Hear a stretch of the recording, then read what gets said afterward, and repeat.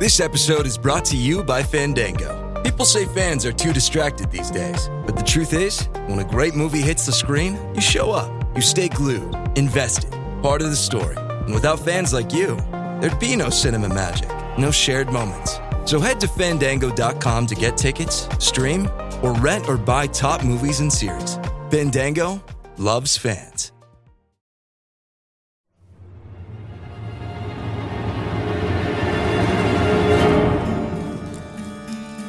Tucked quietly into the Suffolk countryside, near Bury St Edmunds, the village of Denham is easy to overlook. Hidden behind hedgerows and set back from the road, it reveals little at first glance.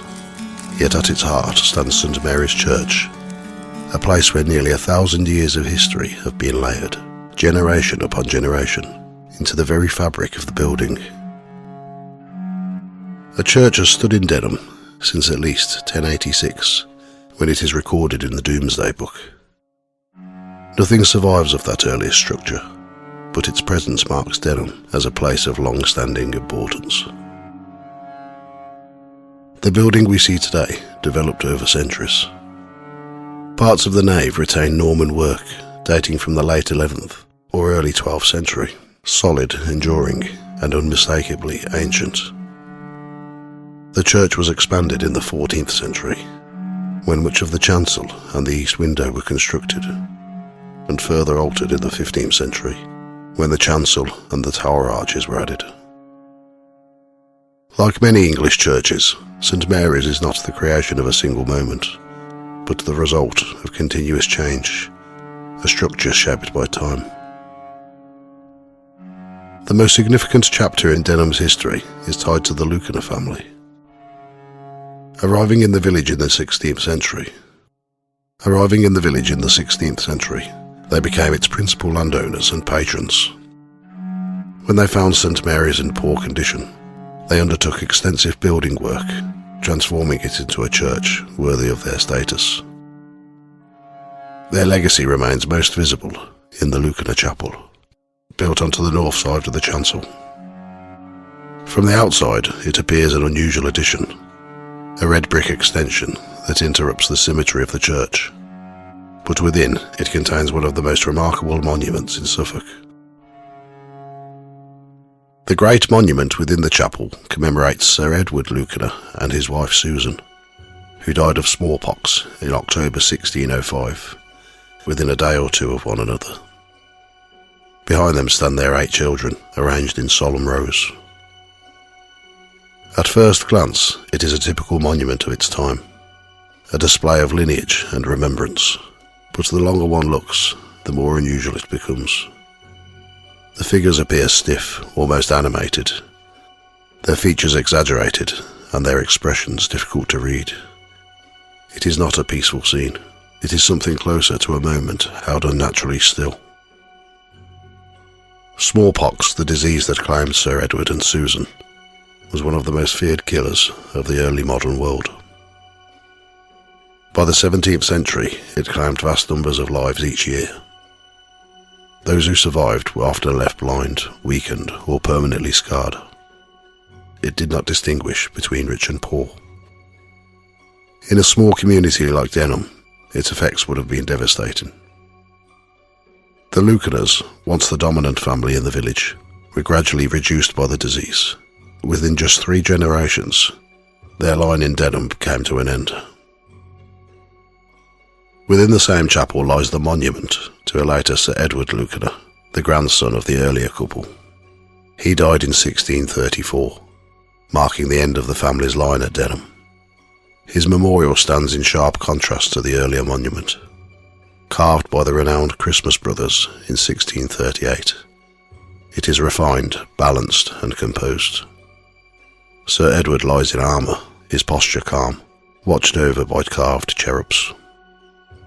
Where the earlier monument feels unsettled, this one suggests peace. Beyond the Lewkenors, St Mary's tells the story of the wider community.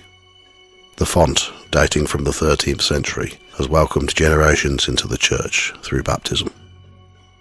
Lists of rectors stretch back to 1218, marking centuries of spiritual leadership. The building itself has been restored and reshaped over time, particularly in the 19th century, ensuring its survival into the present. Today, it remains a living church, not a museum, but a place of worship and community. Nearby stands Denham Hall, once the seat of the Lewkenor family. Originally a moated manor house, it dates in part to the early 16th century, though much altered over time. The surrounding farm buildings and stables have since been adopted into homes, blending past and present. The churchyard itself is carefully maintained, its older stones largely removed, its appearance neat and ordered. At first glance, Denham is a place of quiet continuity. For nearly 1,000 years, St Mary's has stood at the centre of Denham's life. It has witnessed births and deaths, joy and grief, faith and doubt. Its stones hold the memory of all who have passed through it, and yet, in places where history runs so deep, memory does not always remain confined to the past. If you'd like to support Ghost Tales by the Fireside, you can do so over on my website or through Buy Me a Coffee. Every episode takes time, researching real accounts, checking sources, writing, recording and creating the music, all to bring these stories to life as accurately and atmospherically as possible. You can visit the main site at ghosttales.co.uk, and if you'd like to go a step further, you can support me directly at buymeacoffee.com/Ghost Tales. Over on Buy Me a Coffee, you'll find MP3 episodes and PDF books, each available for £1.50, or completely free if you're a member. Your support genuinely helps keep the podcast going and allows me to continue exploring new stories, locations and encounters. No pressure at all, just listening is already a huge support. And a massive thank you to everyone who already supports the podcast, or has done so in the past. It really does mean a lot. Denham is not widely known as a haunted village. It does not draw crowds of ghost hunters or feature prominently in guidebooks of the supernatural, and yet stories persist. The most enduring of these is the story of a young girl, said to have lived in Denham during the 17th century. According to local folklore, she was exceptionally beautiful, so much so that the men of the village were drawn to her. In a time shaped by fear and suspicion, this was enough. The women of the village accused her of bewitching the men, claiming her beauty could not be natural. In the atmosphere of the East Anglian witch hunts, such accusations could quickly turn deadly. Tradition holds that she was taken and imprisoned in St Mary's Church, where she remained for several days. She was then bound in chains, dragged from the church, and taken to a well near the road north of the building.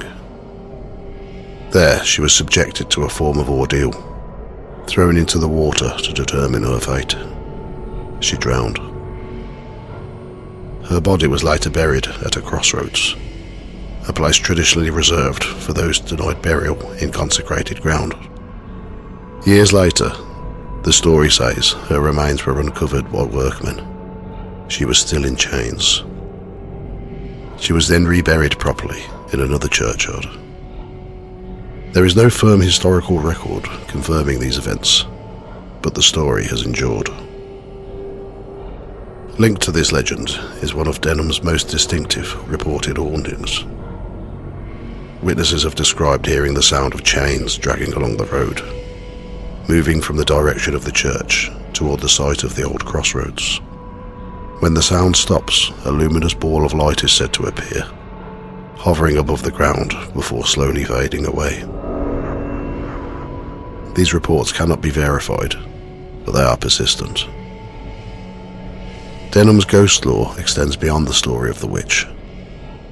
Reports collected in paranormal records describe several other apparitions in the area. A phantom monk is said to walk along an old pathway. A ghostly woman has been seen stepping from the church gate. Another figure has been reported crossing a nearby bridge, disappearing before reaching the other side. Near Denham Hall, a misty figure has been seen drifting down a steep hill. On that same hillside, witnesses have described glowing red eyes watching from the bank. At the foot of the hill, a woman has been seen near an old cottage, while within the grounds of the hall itself, a lady in Victorian dress has reportedly been seen walking in daylight. Local reports also tell of a farm worker killed in a tragic accident involving a horse-drawn cart.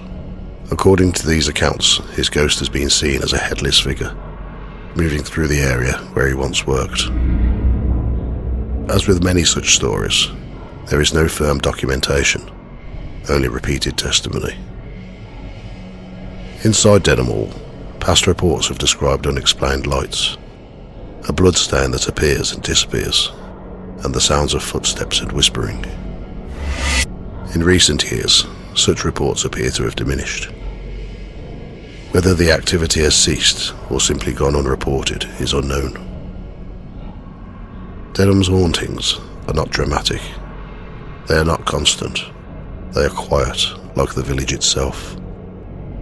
A girl in chains, a monk on an old path, a woman at the gate, something watching from the hill.